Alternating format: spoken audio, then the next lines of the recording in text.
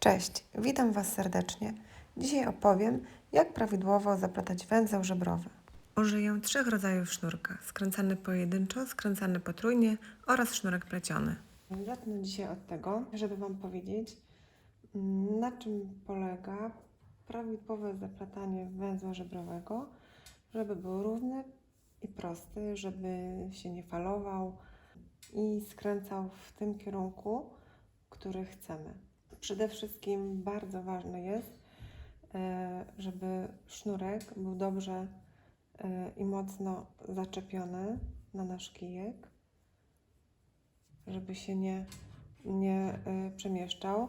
Można używać takich haczyków, ale ja najczęściej przywiązuję cały patyk po zamocowaniu sznurków do stelaża i wtedy mam pewność, że nic nie będzie mi się tutaj okręcało, gdyż to jest bardzo ważne podczas wiązania węzła żebrowego, żeby sznurek wiodący był odpowiednio napięty, ale o tym opowiem Wam za chwilę. Najpierw przymocuję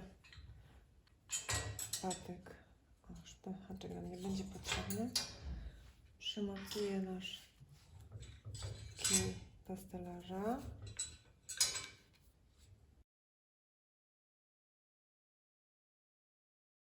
Patyk jest stabilny, nic nam się tutaj nie będzie ruszać.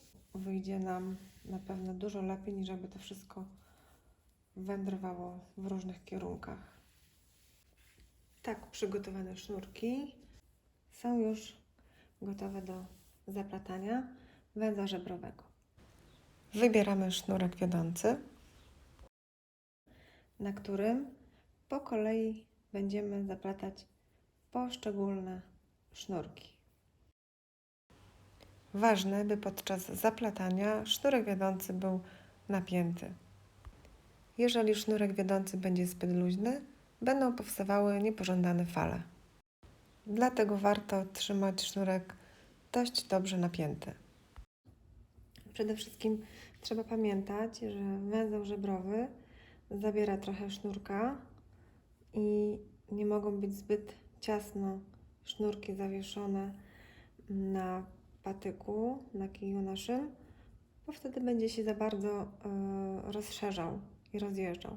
Dlatego ważne, żeby były niewielkie odstępy na grubość jednego sznurka i tak przygotowane sznurki są gotowe do zaplatania. Wybieramy sznurek całkiem z prawej, jak chcemy zacząć od tej strony, jeżeli chcemy zacząć to całkiem z lewej. Bierzemy pierwszy sznurek z prawej strony, wyznaczamy sobie mniej więcej taką odległość, pod takim kątem chcemy, żeby ten rząd węzłów żebrowych w jakim kierunku szedł. Dlatego tak mniej więcej można sobie zaznaczyć jakąś nitką cieniutką, przywiązać, że chcemy, żeby pod takim kątem. Jeżeli chcemy pod takim, to sobie przywiązujemy tutaj. Jeżeli niżej, to tutaj. Jeżeli niżej, to tutaj. Także staramy się, by sznurek wiodący, bardzo ważne jest, żeby był napięty podczas zaplatania. Również pierwszy węzeł węzła żebrowego również musi być dość mocno napięty. Zaraz Wam to pokażę i wyjaśnię, jak ja to robię. Czyli trzymam sznurek wiodący, biorę sznurek, który jest obok i robię pierwszy węzeł żebrowy. Cały czas staram się, by sznurek wiodący, czyli ten tutaj, który trzymam w lewej dłoni, był napięty, a drugą ręką prowadzę sznurek, który na nim zaplatam. Staram się tutaj, żeby on był dość mocno napięty, ale musimy pamiętać, żeby ten pierwszy węzeł zaplatać z równomierną siłą, żeby też nie był za ciasno, ani za luźno. Ten sznurek cały czas mam napięty. Jak również ten, kiedy zaplatam drugi węzeł żebrowy, również musi być napięty, żeby nam się nie poluzował. I staramy się to tak wiązać, że cały czas oba sznurki są napięte. Ja sobie tu pomagam palcem, cały czas napinam sznurek. Teraz zawiązuję drugi węzeł żebrowy. Mogę sobie pomóc kciukiem. Dociskam, tak żeby oba węzełki były równe. Pierwszy węzeł, podwójny węzeł żebrowy mam zrobiony. Pamiętam o tym kącie, żeby nie trzymać sznurka raz tak, raz tak, raz tak. On musi być mniej więcej w tym samym miejscu, w którym chcę, żeby biegł wzór zrobiony z węzła żebrowego. Teraz biorę kolejny sznurek i zaplatam węzeł żebrowy. Normalnie robię to szybciej, ale żeby Wam pokazać, jak to wszystko wygląda w zwolnionym tempie, robię to bardzo powoli. Ten sznurek cały czas naciągam, jak również dociskam ten drugi węzełek, pomagam sobie kciukiem. I staram się nie puszczać, żeby nie był za luźny, bo znowu może nam się zrobić zbyt luźno i pierwszy węzeł będzie za gruby, a drugi będzie za bardzo ściśnięty. Także staram się ten sznurek również żeby był napięty. I w ten sposób robię kolejny węzeł. I znowu jest dociskam. Pierwsze dwa węzły żebrowe są zrobione. Teraz robię następny w podobny sposób. Napięty sznurek, zawiązuję węzeł żebrowy i dociskam kciukiem. Trzymam cały czas napięty ten i cały czas napięty ten, nie puszczam, aż do momentu, kiedy nie zawiążę drugiego węzełka.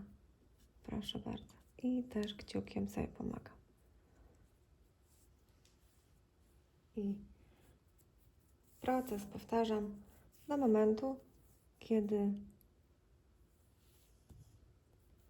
zakończymy rząd z węzłów żebrowych.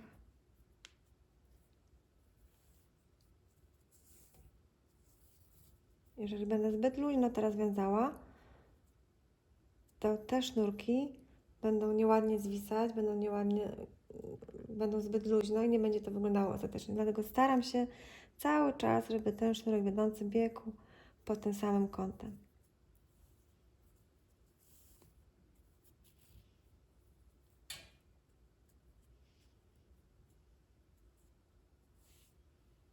I następne. W ten sam sposób. Jeżeli nam się coś nie uda, stwierdzimy, że jeden węzełek jest za luźny, zawsze możemy go w każdej chwili rozplątać i zrobić na nowo. To możemy jeszcze sobie popatrzeć, wyrównać kciukiem.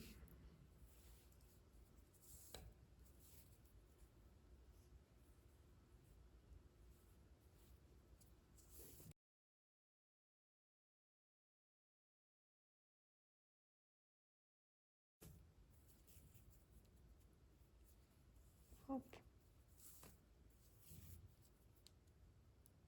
Hop. I ostatnie węzły. Hop.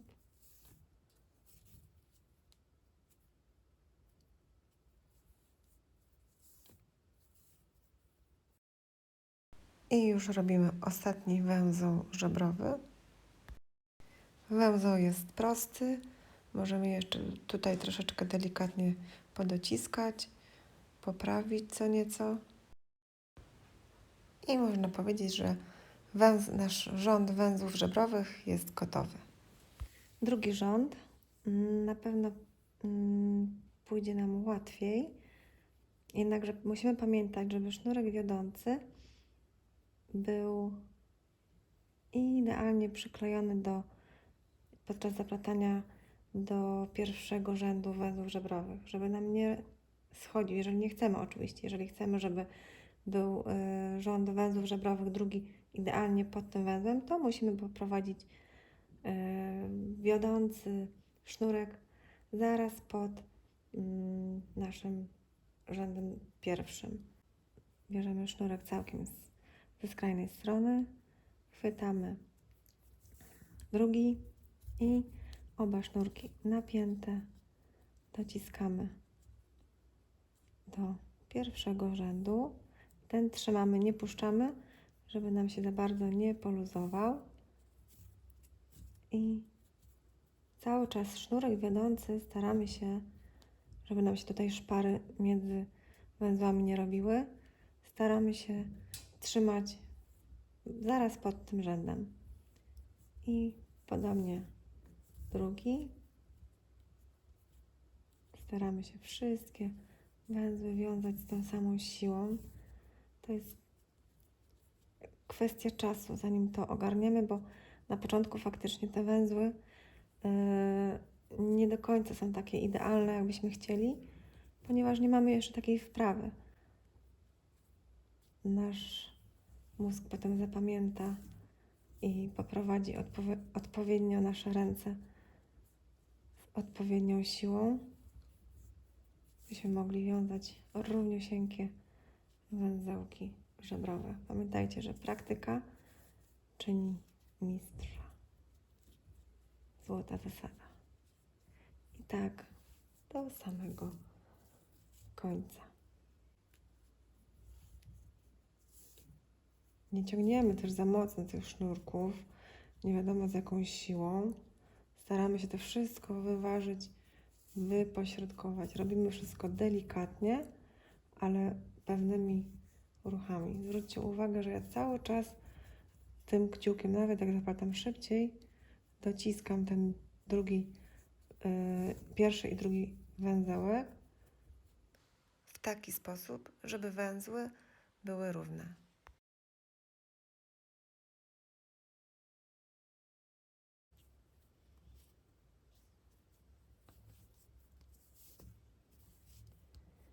Czasami sznurek też sprawia, że te węzły nie są takie, jakbyśmy chcieli. Ja używam głównie sznurków od Lovely Cottons albo bobiny. Ten akurat jest od Lovely Cottons, bo jest taki dość zwarty i mięsisty. Jest to sznurek z rdzeniem poliestrowym.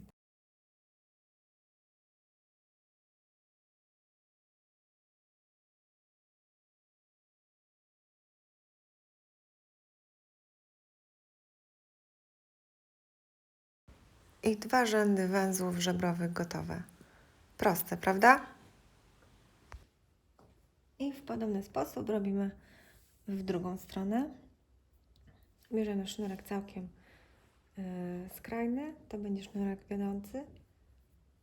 Ustalamy sobie mniej więcej, jaki chcemy zrobić pod takim kątem, żeby nasz węzeł żebrowy schodził i zaplatamy w ten sam sposób w drugą stronę.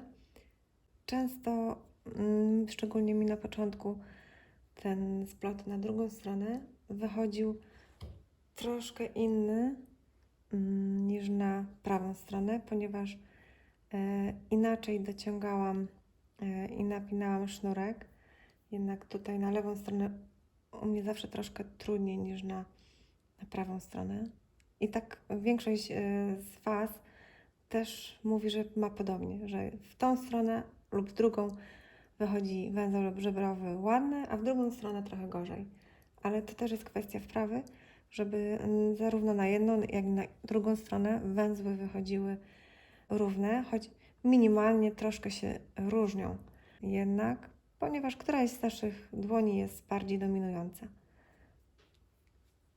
I zobaczymy, jak to u mnie wyjdzie. Robię wszystko w podobny sposób, co na tamtą stronę. Staram się trzymać sznurek napięty. Te pierwsze węzły zawsze wychodzą takie troszkę koślawe, ale po chwili znowu nabieramy wprawy. Zawsze można troszkę poluzować, poprawić. Nic straconego. Przy sznurkach. O. I znowu kciukiem mojej prawej dłoni dociskam. Sznurek cały czas prowadzę w tym samym kierunku. Jeżeli będę go w trakcie prowadziła w tą stronę albo w niżej, no to nam się trochę ten wzór rozjedzie i nie będzie taki, jakbyśmy tego chcieli. Ja chcę, żeby był taki w miarę kąt ostry, ale nie aż tak mocno. Sznurek wiodący jest cały czas napięty. Tu dociskamy kciukiem i nie puszczając zaplatamy w drugą stronę. O, mi się też tutaj coś rozjeżdża, bo wiem, że tą dłoń mam dużo gorszą, dlatego ta strona wymaga ode mnie więcej precyzji i uwagi, a czasem nawet poprawiania. Dlatego staram się to robić tak, jak należy. Napinamy. Pamiętajcie, żeby nie za mocno napinać, bo wtedy nam zmieni się znowu kąt zaplatania. Ja to muszę znowu poprawić. To mi się trochę...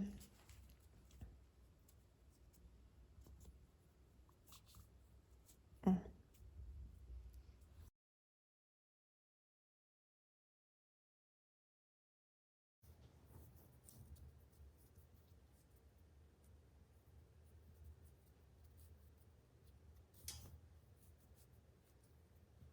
Podczas zaplatania ten sznurek wiodący, on się czasami poluzuje, ale bardzo ważne jest przy samym już zaciąganiu sznurków,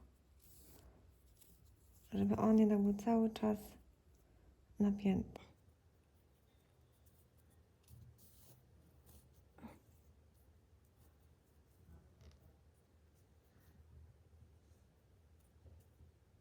Mogę sobie tutaj w trakcie jeszcze podociskać.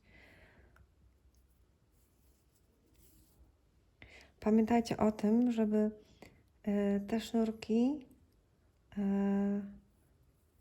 jak będą zbyt luźne, to może nam się zrobić na przykład coś takiego. O, jeżeli zbyt nie naciągniemy porządnie, to mogą nie mieć o, może nam się robić coś takiego.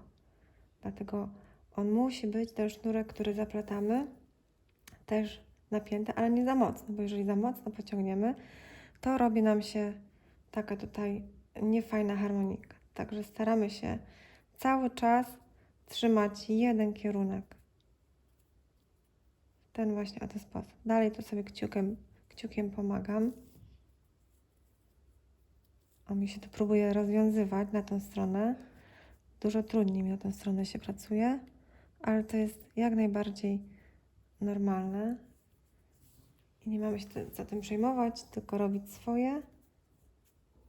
I w razie czego rozpleść i zapleść jeszcze raz. O. Trochę przyspieszymy.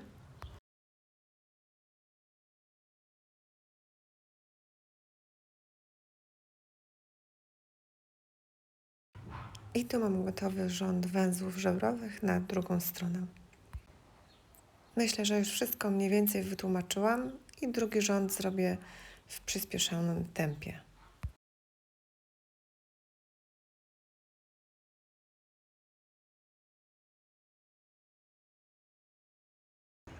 I gotowe. Mam nadzieję, że wszystko dobrze wytłumaczyłam i Wasze węzły żebrowe będą równie proste. Teraz pokażę, jak wygląda praca na sznurku potrójnie skręcanym. Ten sznurek, w przeciwieństwie do plecionego, nie jest tak elastyczny, nie naciąga się, a końcówki się rozkręcają. I w trakcie pracy ten sznurek również może troszkę się rozkręcać. Zaczynam w taki sam sposób jak poprzednio. Czyli biorę sznurek z prawej i zaplatam węzły żebrowe. Dalej staram się, żeby sznurek był napięty. Generalnie zasada jest ta sama, co przy sznurku plecionym. Zaplatam węzeł, dociskam, pomagam sobie troszkę kciukiem.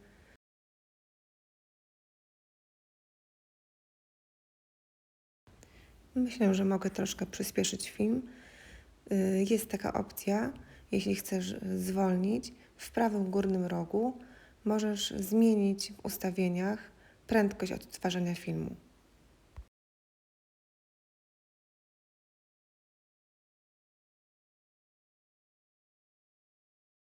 Tutaj wzór trochę się ścieśnia, za szeroko zamocowałam sznurki początkowe, ale nic straconego. Podczas pracy możesz to skorygować. Pierwszy rząd gotowy. Teraz robię analogicznie drugi. Robię w taki sam sposób jak przy sznurku plecionym staram się prowadzić sznurek wiodący zaraz pod pierwszym rzędem węzłów żebrowych.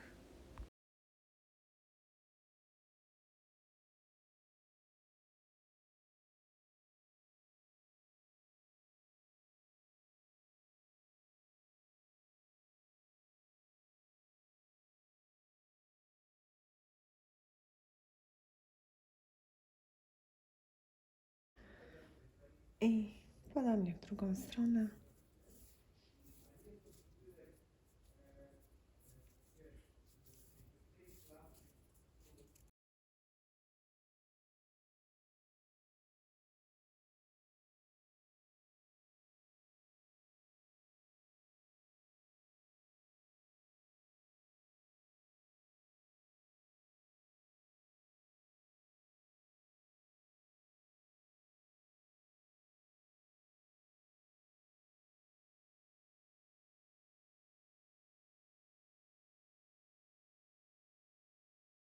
Tak wygląda ten sam wzór na sznurku skręcanym potrójnie. Tutaj mamy sznurek skręcany pojedynczo i na tym sznurku chyba najtrudniej zaplata się węzły żebrowe, łatwo się rozplątuje i może zmieniać swój kształt podczas zaplatania, może się rozkręcać i te nasze węzły nie będą tak idealnie równe jak przy sznurku plecionym czy skręcanym potrójnie. Przy sznurku skręcanym pojedynczo zasada jest taka, by podczas zaplatania delikatnie skręcać sznurek. Bierzemy sznurek skrajny z prawej, drugi sznurek obok.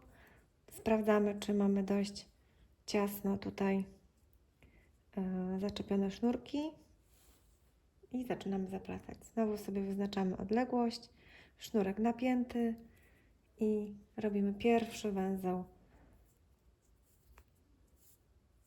żebrowy.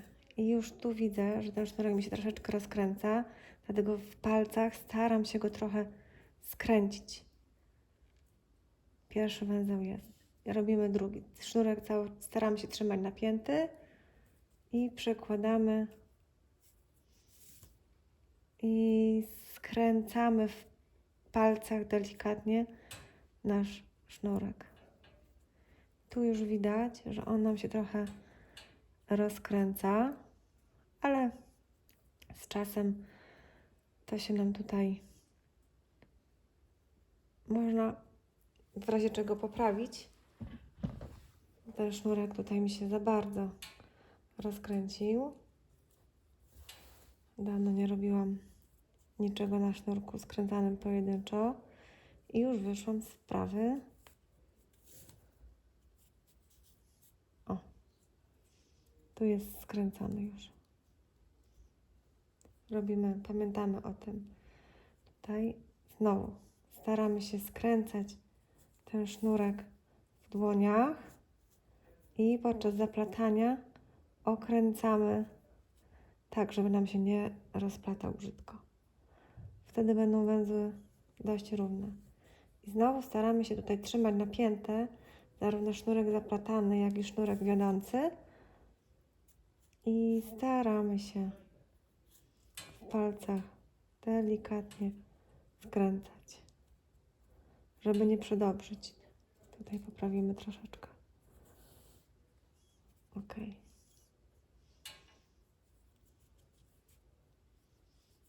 I podobnie z kolejnymi.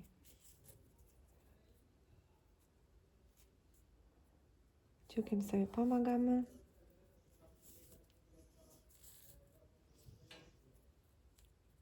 I dociskamy.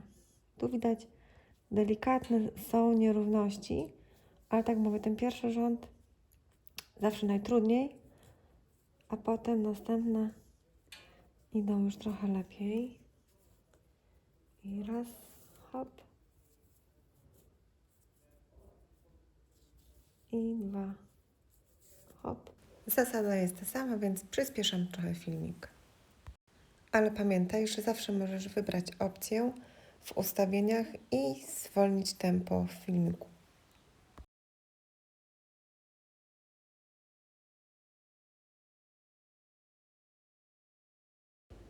I drugi rząd, podobnie jak poprzednio, trochę skręcimy sznurek, który nam się rozkręcił podczas zaplatania i robimy kolejny węzeł żebrowy. Zasada ta sama, prowadzimy sznurek wiodący zaraz pod pierwszym rzędem, delikatnie naciągamy sznurki, oba z równą siłą i zaplatamy węzły żebrowe.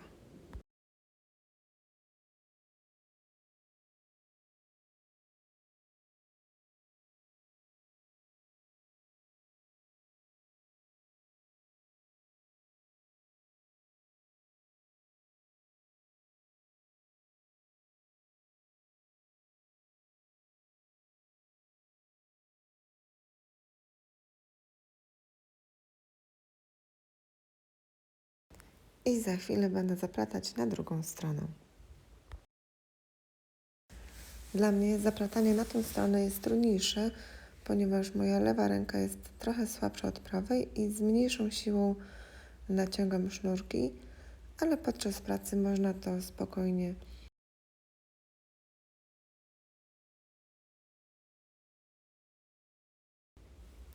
Na to trochę przyspieszę, bo wszystko chyba już powiedziałam na temat zaplatania węzła żebrowego.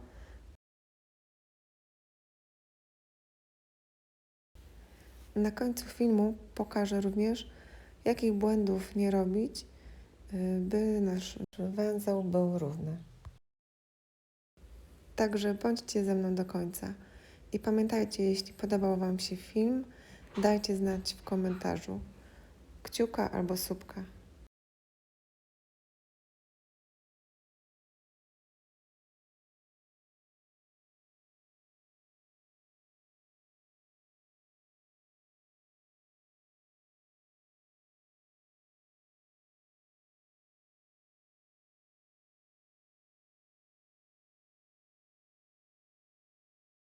I pierwszy rząd węzłów żebrowych na tą stronę już jest prawie gotowy. I teraz możecie zobaczyć, że on jest delikatnie grubszy niż te dwa wyżej, ale być może właśnie przez to, że ta moja lewa ręka jest słabsza i mniej dociskam, ale można delikatnie to naprawić, ponaciągać, pociągnąć sznurek wiodący i bardziej jeszcze na samym końcu ścieśnić ten węzełek, tak żeby nie był dużo szerszy od tych wyżej. No i zakończę ten splot jeszcze jednym rzędem węzłów żebrowych.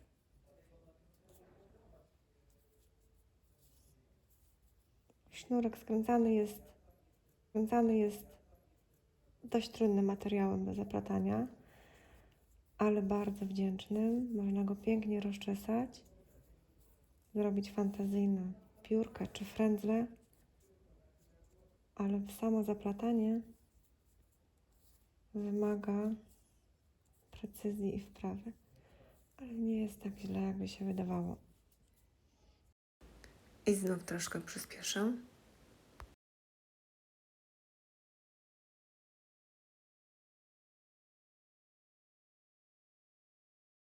Tak wygląda gotowy wzór z węzłów żebrowych przy użyciu sznurka skręcanego pojedynczo. A tutaj małe zestawienie. Od prawej sznurek pleciony, w środku sznurek skręcany potrójnie, a od lewej sznurek skręcany pojedynczo. I jak? Widzicie różnicę? I tak jak obiecałam, pokażę Wam, jakich błędów unikać. Jeżeli nie trzymamy równo napiętych sznurków, zarówno wiodącego, jak i wiązanego, szczególnie tego pierwszego, to węzły wyjdą nam nierówne i dość krzywe. Ja tutaj nie zwracam na to kompletnie uwagi. I wtedy robi się nieładna i nierówna linia.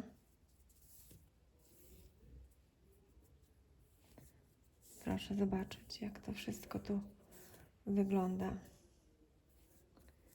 Nie jest to kompletnie tak, jakbyśmy tego chcieli. Jeden sznurek mam mocniej zawiązany, jeden luźniej i nie wygląda to ani ładnie, ani estetycznie. Rozjeżdża nam się cały wzór na boki, jakby nasz węzeł nas kompletnie nie słucha. I to nie wygląda zbyt dobrze. W drugą stronę podobnie, jeżeli robimy to byle jak, to niestety nie wyjdzie nam tak ładnie, jakbyśmy chcieli. Dlatego trzeba starać się robić węzeł żebrowy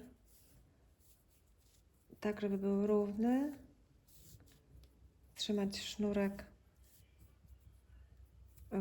równo napięty. Proszę bardzo. To jest nie to, czego oczekujemy, by nasza makrama wyglądała w taki właśnie oto sposób. Dlatego lepiej zrobić coś wolniej, a dokładniej, a z czasem dojdziemy do wprawy. Tak wyglądały moje węzły, kiedy się uczyłam na początku mojej przygody ze sznurkami. No i nie były one zbyt ładne, ale nie poddawałam się, ćwiczyłam, patrzyłam, jak inne dziewczyny to robią.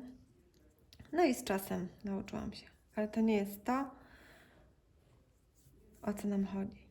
Zresztą tu widać, jeżeli węzeł jest zbyt luźno i nierówno wiązany, mamy różnicę pomiędzy szerokością początkową a szerokością końcową. I czasami widzę u niektórych osób właśnie ten błąd, że albo są zbyt blisko te węzły ściśnięte, albo zbyt szeroko, ale z reguły większość widzę, że jest zbyt blisko. Tutaj nawet jak rozszerzę, to i tak mi nic nie da, bo i tak ten węzeł nie wygląda zbyt dobrze. Takiego węzła żebrowego nie chcemy. Pokażę Wam teraz przy okazji, jak rozpleść węzeł żebrowy. Można rozplatać każdy węzeł pojedynczo, ale też można poluzować na sznurku wiodącym wszystkie węzły i potem sznurek wiodący pociągnąć i wszystkie sznurki mamy w ten sposób rozplątane.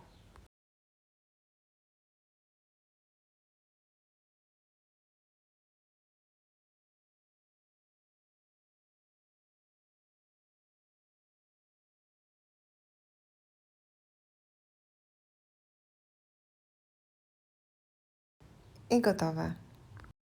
Dziękuję za uwagę. Mam nadzieję, że te informacje z filmu Wam się przydadzą i będziecie zaplatać piękne węzły żebrowe.